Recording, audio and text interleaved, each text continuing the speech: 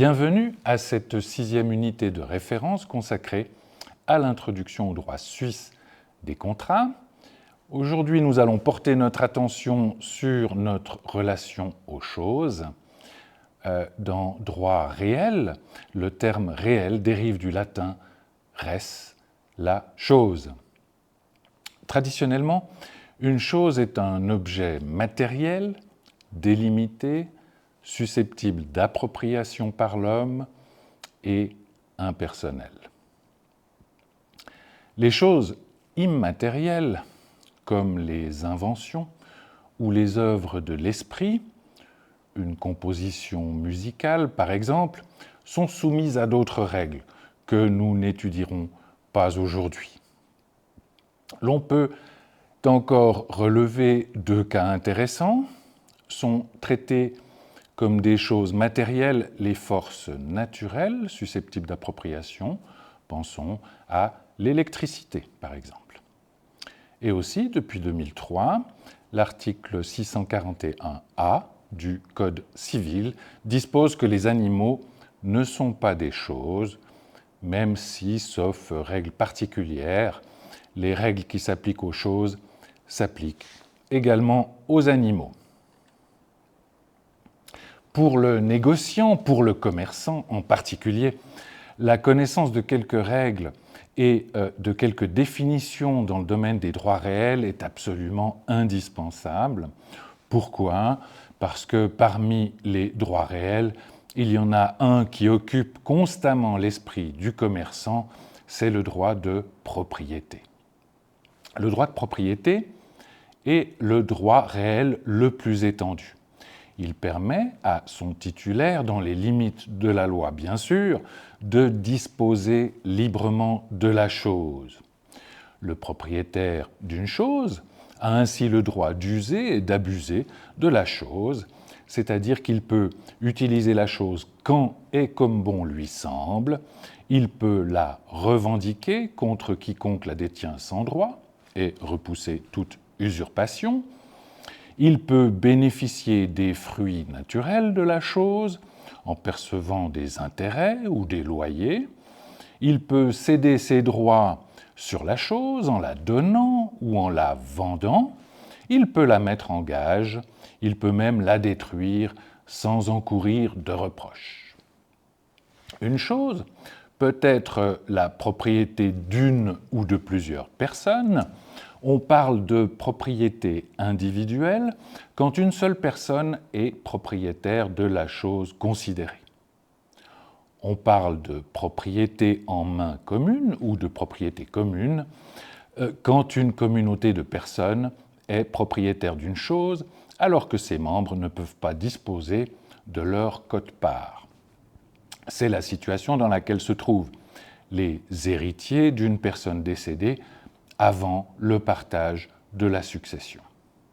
Et l'on parle de copropriété quand plusieurs personnes sont propriétaires d'une chose, chacune pour une certaine quote-part. C'est la situation des propriétaires par étage dans un immeuble, par exemple. Le Code civil distingue entre la propriété mobilière et la propriété foncière ou propriété immobilière. Cette distinction a des conséquences pratiques importantes, notamment en ce qui concerne le transfert de la propriété. Dans le commerce en particulier, il peut être important de savoir exactement quand le transfert de la propriété du vendeur à l'acheteur a lieu. Pour répondre à ces questions, vous devez connaître les deux dispositions suivantes. Le premier alinéa de l'article 714 CC prévoit que la mise en possession est nécessaire pour le transfert de la propriété mobilière. Autrement dit, on devient propriétaire d'une chose mobilière au moment où on entre en possession de cette chose, au moment où on en a la maîtrise effective. Pour une voiture, ce sera au moment où le vendeur remet les clés du véhicule à l'acheteur, par exemple. Pour les choses immobilières, c'est tout à fait différent. Le premier alinéa de l'article 656 CC prévoit que l'inscription au registre foncier est en principe nécessaire pour l'acquisition de la propriété foncière.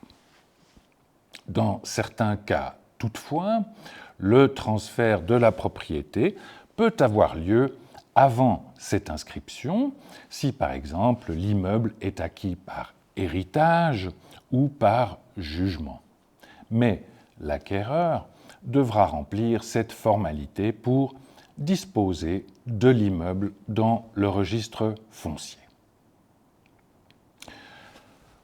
Nous venons de le voir, la mise en possession est nécessaire pour le transfert de la propriété d'une chose mobilière.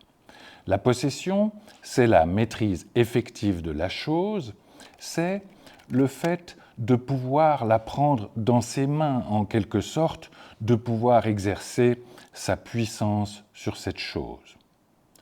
Attention, la possession n'est pas un droit réel, c'est une maîtrise de fait et non de droit. On peut très bien posséder une chose sans en être propriétaire et être propriétaire d'une chose sans en être possesseur. Imaginez que, marchant dans la rue, vous trouviez un porte-monnaie sur le trottoir. Vous le ramassez et vous l'ouvrez. Dans le porte-monnaie, il y a différentes cartes, et notamment une carte d'identité. Il y a aussi 3 billets de 100 francs. Question: avez-vous la possession du porte-monnaie? Êtes-vous devenu propriétaire du porte-monnaie et de ce qu'il contient? Avez-vous l'obligation de prendre contact avec la personne qui apparaît sur la carte d'identité? Si oui, pourquoi? Et s'il n'y a pas de carte d'identité, devez-vous faire quelque chose? Et si oui, quoi? Outre la propriété, le Code civil prévoit d'autres droits réels qu'on appelle droits réels limités, parce que ce sont des droits qui limitent le droit de propriété, surtout de propriété foncière. Les servitudes obligent le propriétaire d'une chose à tolérer un certain usage de cette chose par une tierce personne, ou à s'abstenir d'un certain usage. Par exemple, un droit de passage peut obliger le propriétaire d'un terrain à permettre à son voisin de ménager un chemin sur ce terrain pour accéder à la route depuis chez lui. Les charges foncières, alors, contrairement aux servitudes qui supposent un devoir de tolérance ou d'abstention de la part d'un propriétaire, les charges foncières obligent ce propriétaire à fournir certaines prestations dont il répond sur son immeuble. Par exemple, le propriétaire du fonds grevé est obligé d'entretenir la palissade qui sépare son terrain de celui de son voisin, ou, en hiver, de déneiger une partie ou tout le chemin. Les servitudes et les charges foncières doivent être inscrites au registre foncier. Enfin, nous l'avons vu également, le propriétaire d'une chose peut la mettre en gage en garantie d'une dette contractée envers un tiers.